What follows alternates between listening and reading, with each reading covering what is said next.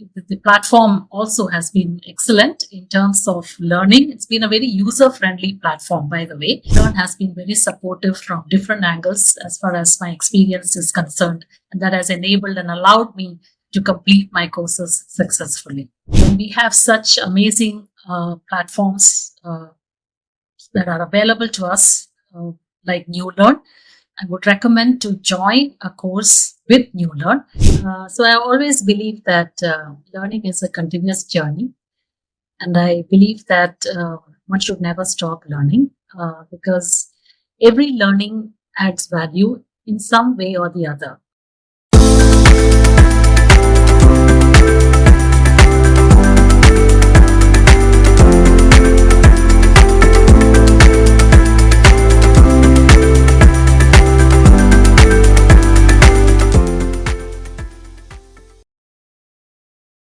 So, welcome, Shinu, to Saturday with Sumit season 3. So we are doing this virtually. Welcome to Saturday with Sumit. Thank you, Mr. Sumit, for this wonderful opportunity and inviting me to this platform. So I was really happy to see that you are one of our alumnus who has been with us for quite some time and did 3 programs. I think HR analytics, then strategic HRM, and another program into project management that you had done. Right. So, how was your experience with all 3 courses, specifically with Newlearn team, and then your experience with the institute? Yes. So to begin with, I would start. I really want to thank one of your employees who's kept me very engaging on all the 3 platforms, and I really want to highlight her name on this platform. Her name is Diksha. Mhm. So she's been an amazing person that I've been interacting all through my journey. Help. She's really provided me the support and the assistance in joining the courses, versus, or rather, I would say, which would have not been otherwise possible. Because of the procedures that go and the details that go into it. And I would say that she's been incredibly very patient with me, very approachable, and my experience from the joining front, with the course has been excellent. I would say again, thank you to Diksha.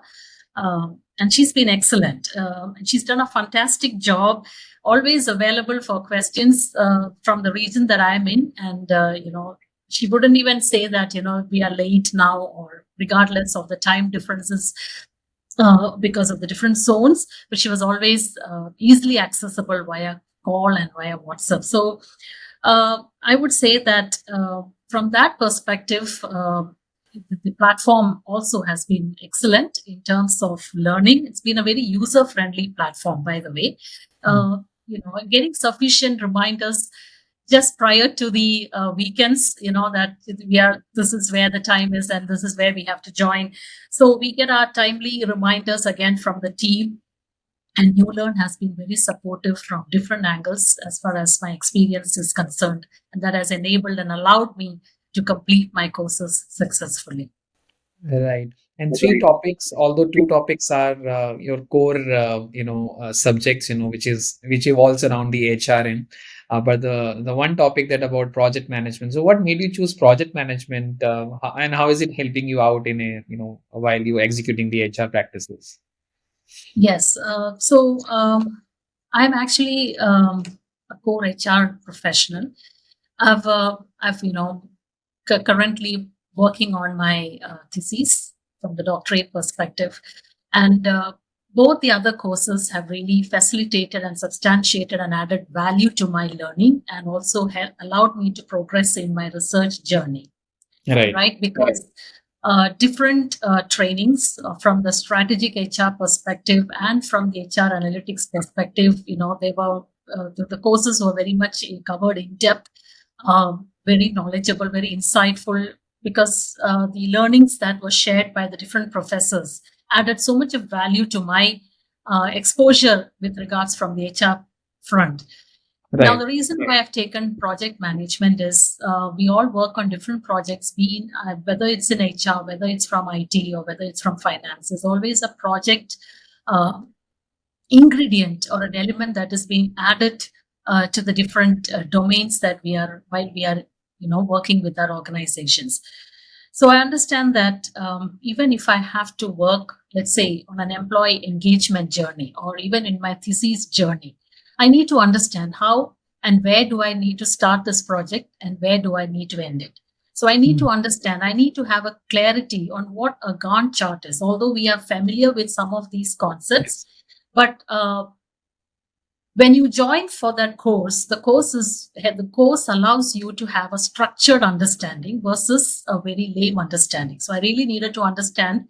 I really needed to have more clarity on what exactly do we work on, how do we build a project, how do we start and how do we end, what are the hurdles we face, and how do we overcome those hurdles. Even though there are sufficient papers and articles written on it, but hands-on experience always gives us and takes us from a different gives us a different insight, right? And helps and allows us to work more efficiently and effectively, even when we are working with different projects from the HR perspective in an organization, right? Right. Whether it's on an employee engagement experience or maybe from a recruitment perspective, where do we start and where do we end? And it's good to understand what are the hurdles that we face and why have we faced them and how do we overcome that? Is there a better way and a better solution?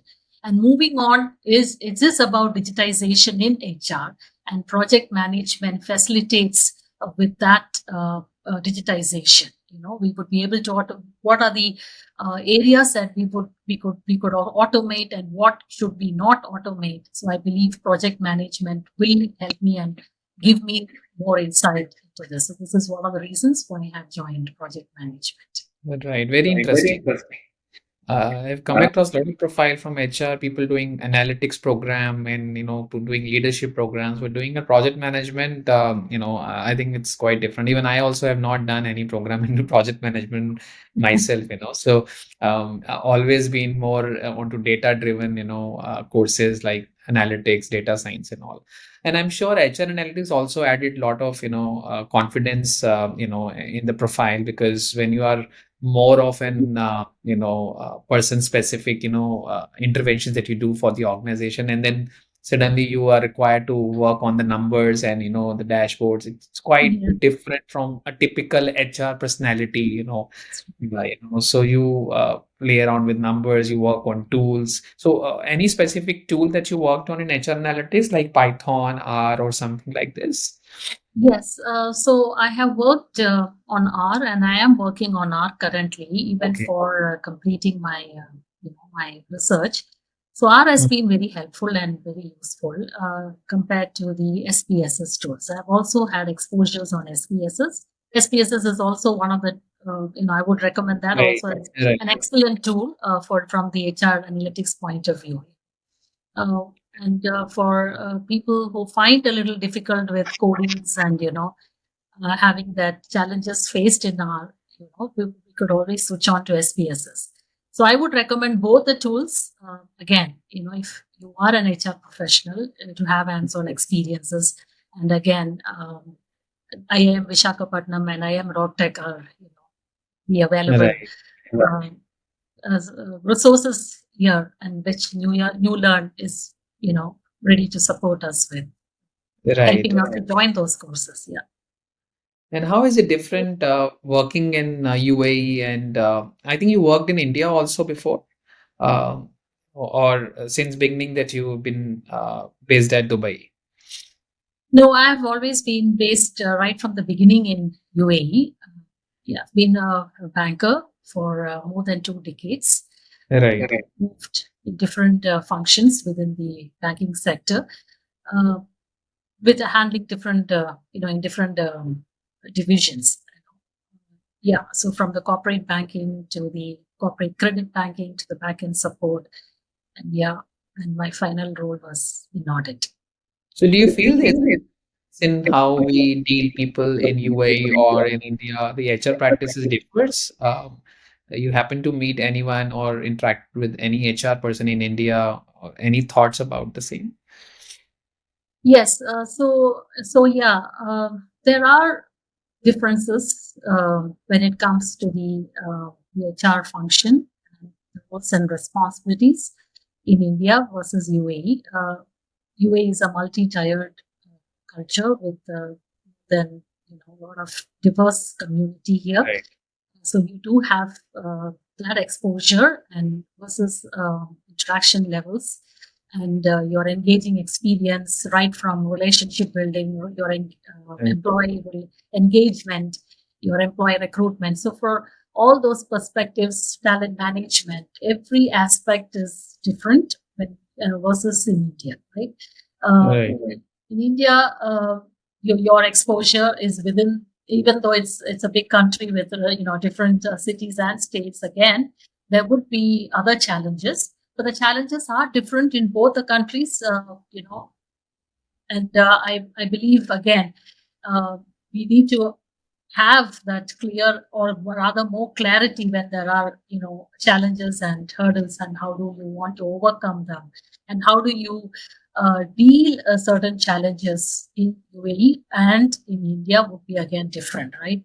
It all Right. starts from the country laws and the Yeah, government. even statutory laws differs because Yeah, I think UA is the only place where I have not managed myself, the HR regulatory rules and all. yeah, But other than this, I was involved with Singapore, Malaysia, and Thailand and other locations. So yes, I think when it comes to statutory laws, it is quite a challenge, yeah, especially sitting in one place and managing the global HR. yeah, yeah.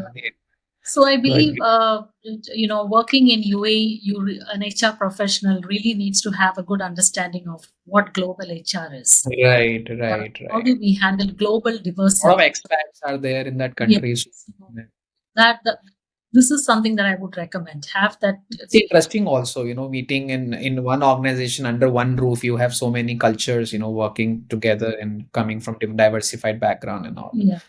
So how do we build on global diversity and Yeah. yeah, and have that inclusion in being a part of the HR strategy. So HR Right. needs to come up into that strategic role and have diverse and inclusivity built into the strategy. Yeah, Yeah, even we have been getting a lot of inquiries from especially from Saudi and UAE, when it comes to executive education. A lot of people taking interest in upskilling courses, specifically in the area of HR operations, and even there is a lot of demand for project managers. In UAE, a lot of people who are already into project management field, they are coming forward and taking part in the programs.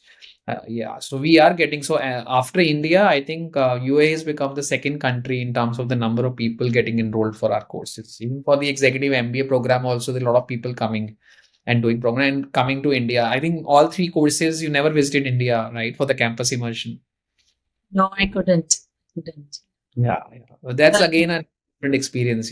So yeah, I would in love my to. Yeah, in my last episode, I was interacting with one of the participants, spent 3 days at the campus and, going back to this college days and, same classroom setup and, having interaction. So it's a quite different experience. Especially, I personally invite you whenever you do a program or you happen to come to India, I'll take you to one of the campus, which is near to our office. IIM Rohtak is very near to our office and you've done, I think, two programs with them. I think you must make a visit for a day or so, and see, how the classes are happening, and it's a very different experience. Because we catch up with on an online platform, we spend 4 or 5 months, and then you come to meet the entire panel there. It's a different experience altogether. Right. So, other than these three courses, any specific area or interest that you have now? Although I have seen your LinkedIn profile, and there are a lot of other courses that also you had done in the other than from Newlearn, other partners also. So, it's quite impressive to see somebody continuously investing in time and money on the learning. So that's your focus area, that you do something or other after every few months or so. That's what you plan when it comes to learning. Yeah, that's a very interesting question, Mr. Sumit. So I always believe that learning is a continuous journey, and I believe that one should never stop learning because every learning adds value in some way or the other. It may not, and it may be that you you may implement or may not implement, that is secondary. But the first and foremost paramount importance I would give is never stop learning, because uh, we are living in such a competitive world now, and change is constant.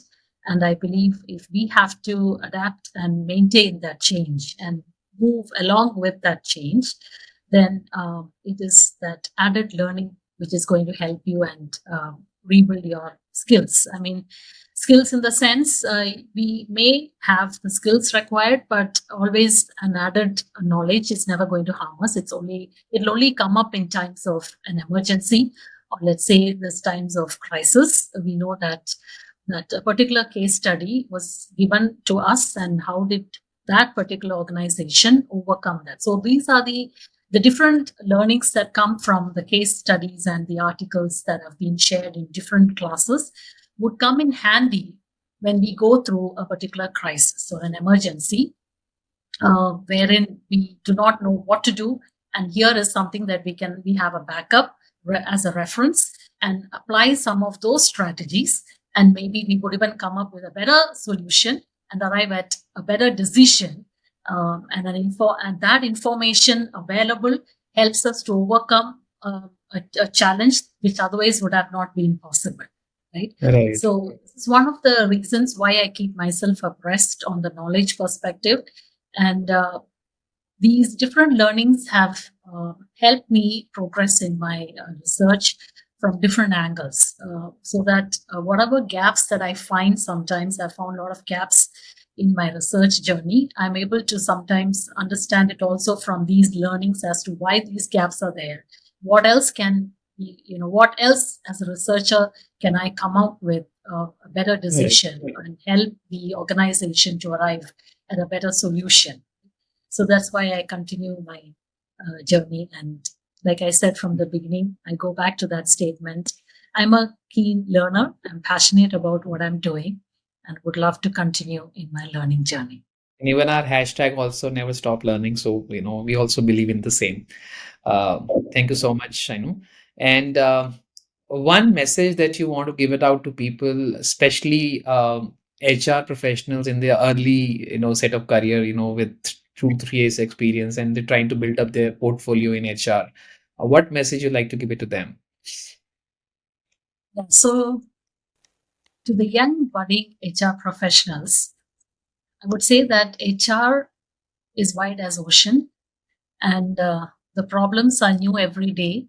And so we should also be ready with new solutions. So in order to have that understanding of a new solution, we should continue the learning journey. I would say that at least read an article or read one paper a day. Whatever time that allows you, even if it is for 5 minutes, but never give up learning.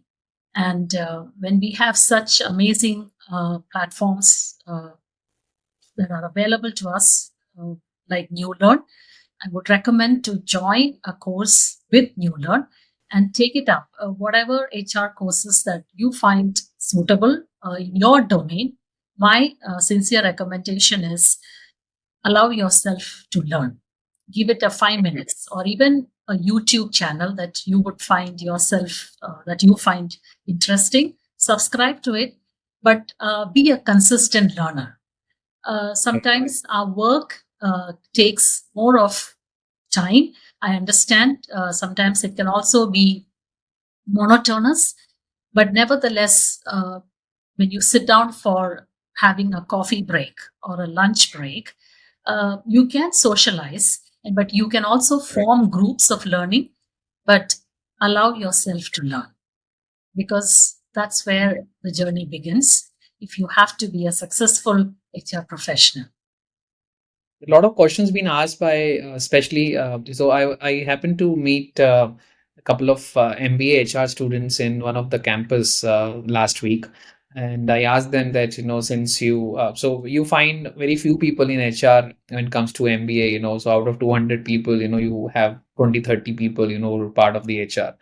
So I asked them that, which area you basically like to get into. So everyone is like, we have heard about talent acquisition, talent management, employee engagement, and rewards, and all these areas. So no one talked about data analytics or data science or AI or something.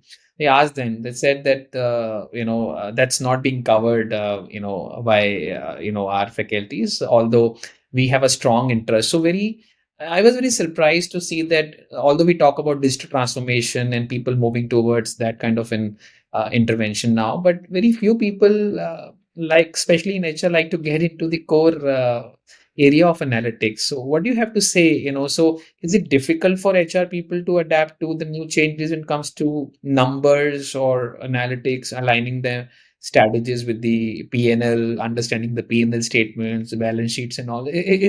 So your experience is so difficult, because I also had managed HR for Fortune 100 companies. So I know it's not something that you die for, that you want to get into making dashboards every day. But yes, you try to become a people centric manager. But at times, I think data is also important. So how is your experience, and do you strongly believe that data is also important when it comes to making strategies for the business? Yes. Data analytics, I would say, is very important, and, it is one of the. I would rather say that we have to incorporate data analytics as part of the HR domain going forward.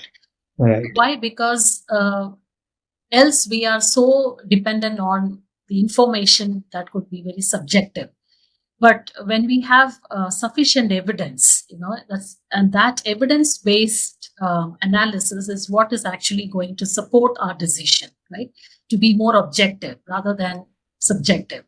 Right. So even if an HR or a new buy or a new budding HR professional says that I'm not, I do not have enough of sufficient experience on data, like I said, it's never too late to learn a new skill, right? So we could always recommend employees to join a particular course again on data analytics, but not I do not know that, or I do not have the experience, is another thing to say, versus that you are willing Don't to want learn to. is Yeah. another thing to say, right?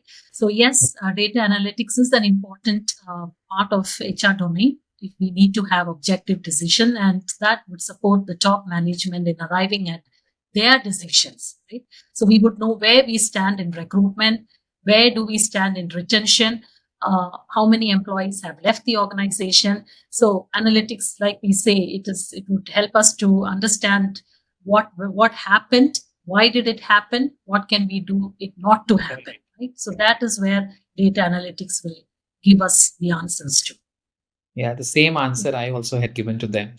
Thank you so much. With this, we end to our discussion, Shainu, and thank you so much for taking our time on Saturday. It's an offer, you there, or it's a working day? No, it's our weekend too here. So Okay. our weekends now Okay. are Yeah, also now in it's line changed with to Saturday and Sundays. Right. Sundays. Enjoy your Yes. weekend, and thank you so much for taking our time. Pleasure meeting you. Thank Thank you once again, Mr. Sumit, for this amazing opportunity and giving me this interview chance. Sure. Thank you So I so wish you much. a pleasant weekend. Thank you. Yeah, you too. Thank you.